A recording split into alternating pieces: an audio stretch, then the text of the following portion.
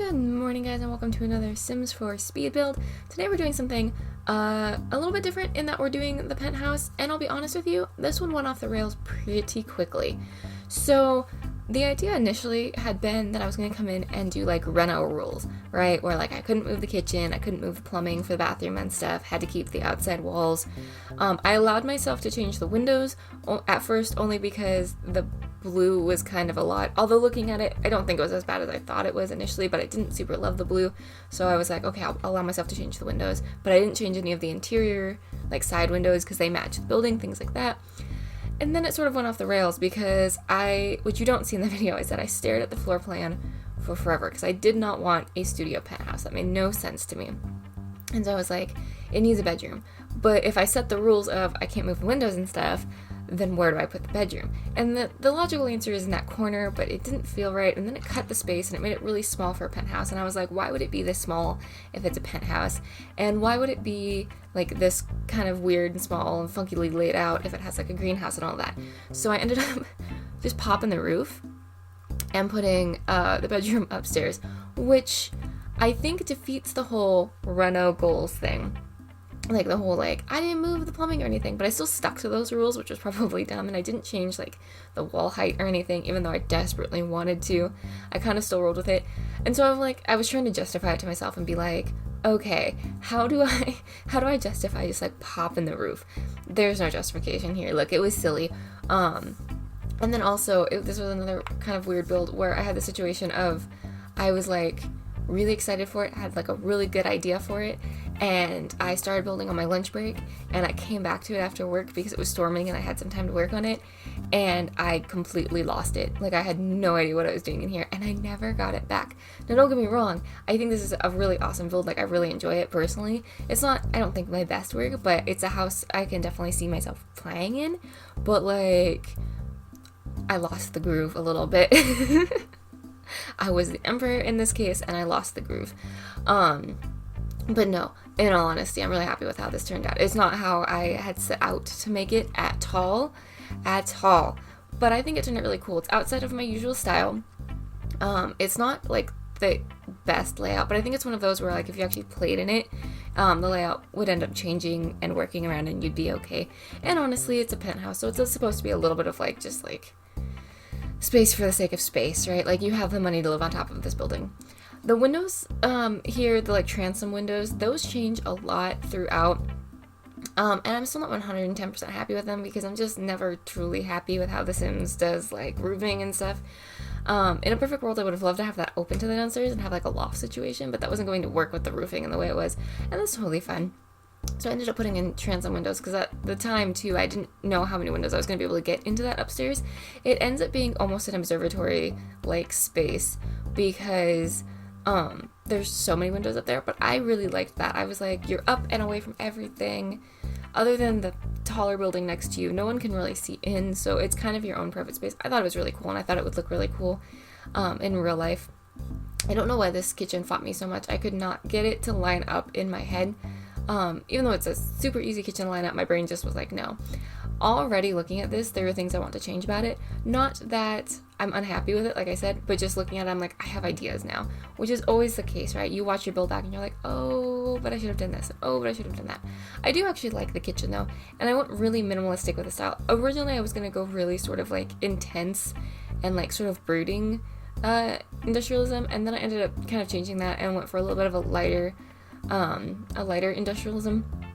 And this living room goes through a pretty massive change several times, but you can see like originally I was going to do like very dark and like very sort of brooding, and I had a whole different storyline in my head than what I ended up coming up with. Honestly, the greenhouse changed things too, like because I came in, it was like completely uninspired, and so I was like, I'm going to do the greenhouse part of it, and that ended up changing everything. So the sim that would live in this house is probably very plant-based, and the like public spaces in this house are very sort of minimalistic and curated, or I guess I should clarify, as minimalistic as yours truly can do. But you can tell the personal spaces because there's a little bit more to them. Like the greenhouse, there's a little bit more personality in there. In her bedroom, there's a little bit more personality in there. Whereas these spaces, it's not so much. There are 2 full baths and 1 bedroom I ended up doing 2 full baths because I didn't think I was going to be able to put a bathroom upstairs, but then I felt kind of weird about that because me personally, like, if I have to get up in the middle of the night and go use the restroom or something, what's going to happen is I'm going to fall down the stairs.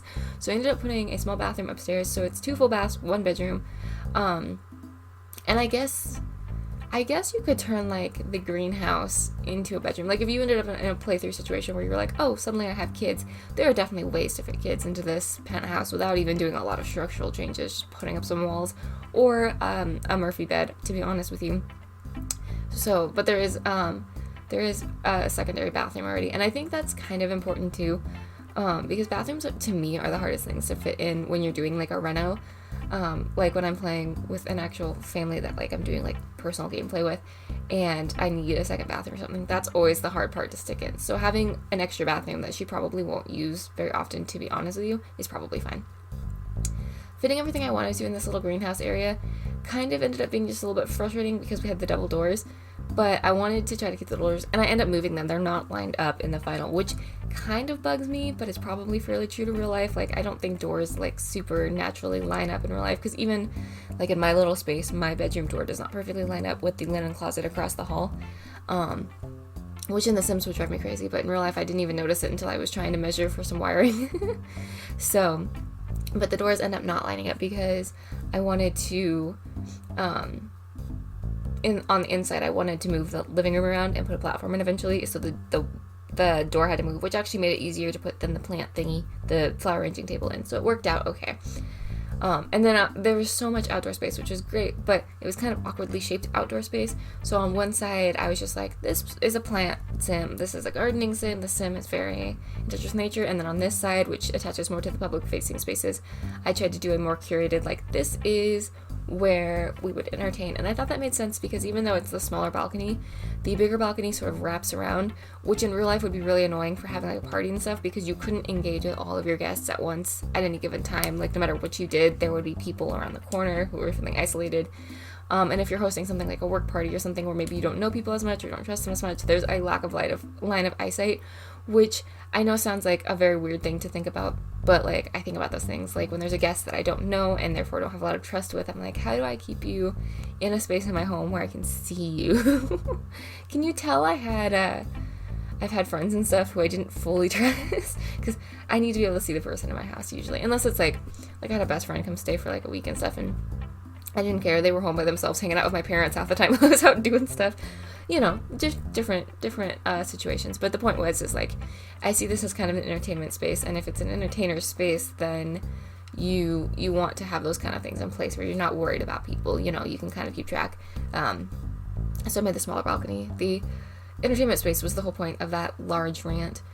And then I stuck with the teal. The teal was sort of in the house. I think I probably would have done, let me try that again. I probably would have gone with a green, had I not stuck with that teal walls, because I really liked the green on those chairs, and I was really kind of feeling like a light and green there for a little bit, but I liked the teal, and to be honest with you, I couldn't find a color that I was, like, more okay with. Again, they just sort of the driving inspiration, the palette went out of this house really early, and I just couldn't find it. So I went with the teal, and I think it worked out good. I went with some teals.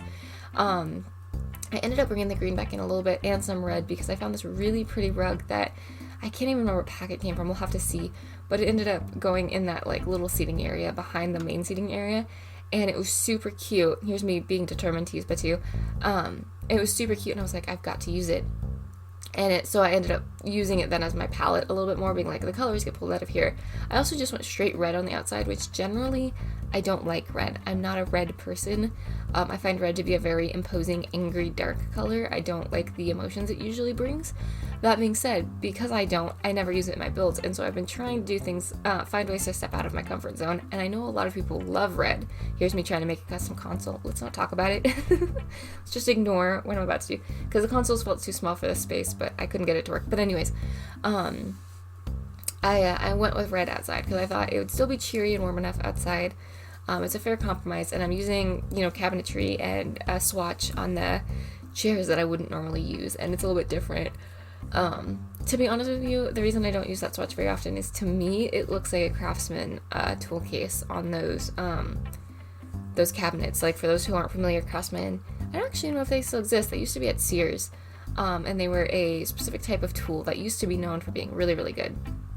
And it was Craftsman red for a long time, and then they had other colors, but like their tool cases were all red, the handles on their tools were all either black or red, depending on like metric versus, imperial and stuff. And so like my dad has a red Craftsman tool chest, and so like that's what I associate it with. So to me, it doesn't super scream food, it screams garage, which we don't have garages because we don't have cars, so it's never a swatch I use. So I was like, I should really use this red swatch, because it's not fair that just because I play the word association game, or I guess in this case the color association game, that it doesn't get used.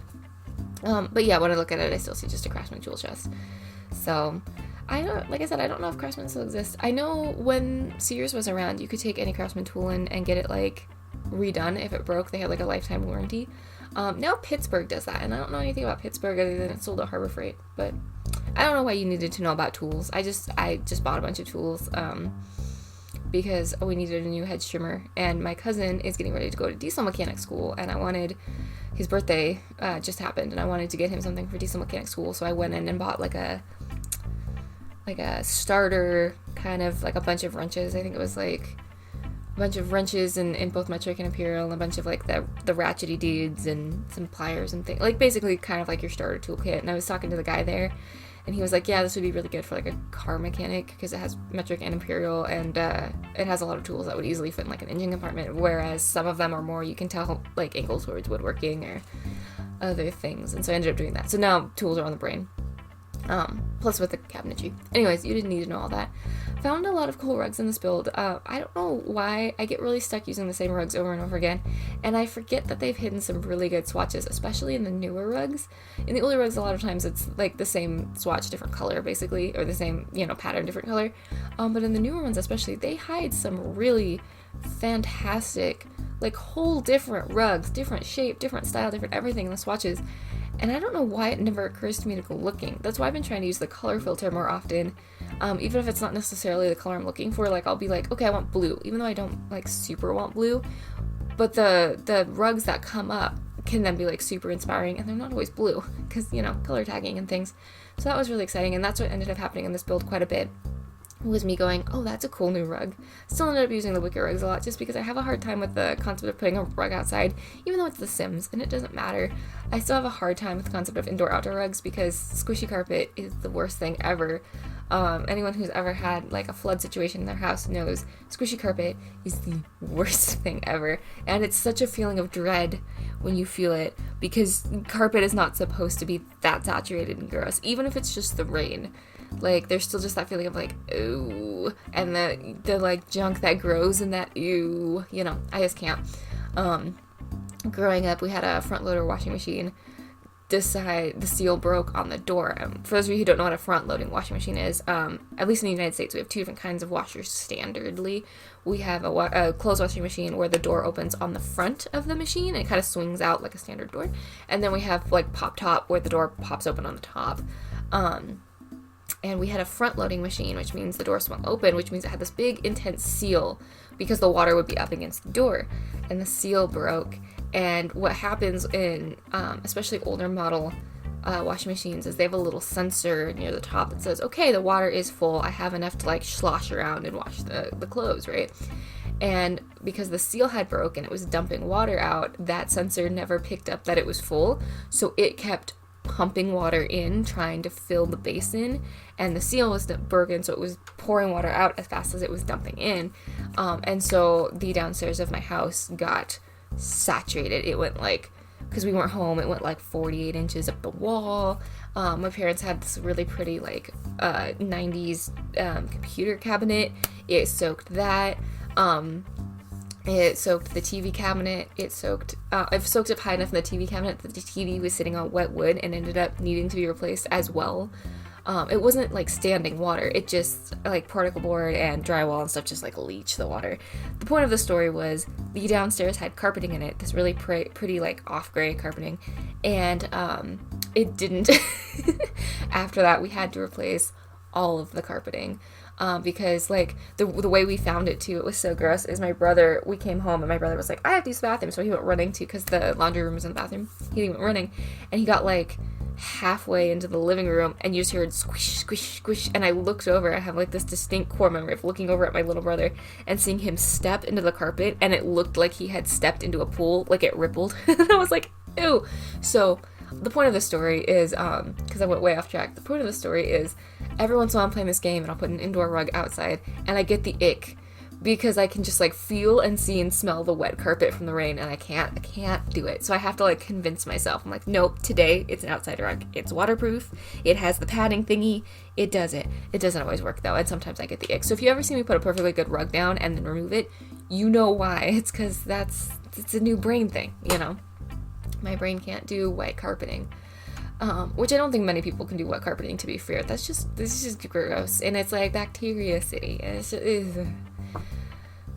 yeah, that was an experience. We literally had fans, like giant industrial fans, running the house for like a solid week straight.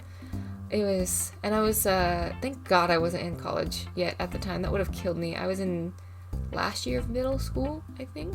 So like the biggest thing on my plate was like studying for, like driver's ed and stuff. Like it was not a big, like the worst time to have it happen, but I always think like, what would have happened if I was trying to study? Because I was a mess in college. Like I was always a stressed out mess in college. Like that had killed me. So here's the kitchen, back to the build, actually paying attention to what we're doing. I try to go pretty minimalistic with the build. Dude, Batu. I know everyone hates on the pack, and to their credit, I have not played the story yet, so I have not sat down and had like a Batu day, so I don't know if the story is any good. However, the like little bits and bobs, the like things that are supposed to be like space pottery, those are great, man. I love those. Those are great. Those have gone to like every house since I've owned the pack. They are such a nice little clutter. And I actually really like the lights, and I keep trying to make them work. The only problem is the sizing.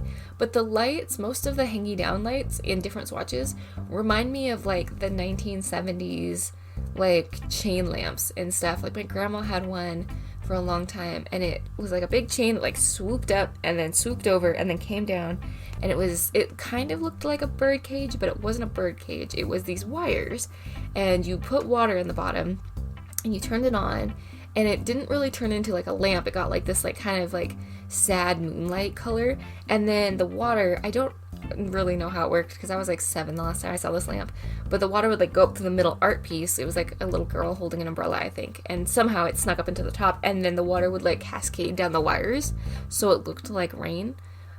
It was so cool, and that's like what they remind me of, even though that's not what it is. That's what they kind of remind me of, is like that vibe, that like very 70s sunken living room with the rain lamp vibe that my grandma's house had, because my maternal grandma's house was very sort of like frou-frou 70s.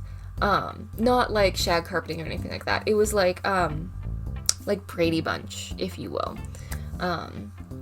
It was very Brady Bunch. It was very curated and very cool. And on top of it, my grandpa was in the military, so my grandma was obviously used to go abroad with him until, I don't remember what the rule was exactly, but they were in the Philippines, and then my great-grandpa passed away, and because my granddad was the only kid on that side, he couldn't do tours of remote anymore, although he did one more tour of remote because Alaska is considered a tour of remote, and he got permission to do that one. So my mom lived in Alaska for a while too, but the point is like they had traveled, right? And my grandparents loved to travel after they retired because of being in the military and wanting to see all that, so they had a lot of those like really cool, like they had a lot of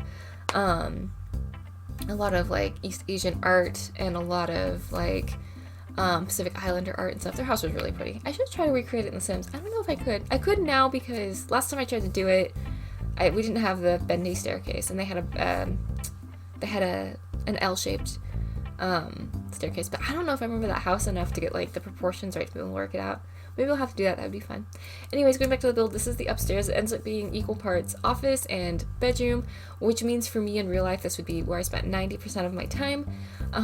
But I think it's good to have a place to go, a separation of office and like living space to a point. Like given the choice, I think if I had to have my office in my bedroom or in my living space, I think I'd probably keep my office in my bedroom, only because like I need a place to go relax. I don't sleep ever, so like it doesn't bother me to have my computer in my room necessarily for sleeping, but it bothers me when I'm trying to do other things and I can see my work laptop. Like, because then I have the energy to do other things, so I should be at work is like the brain set.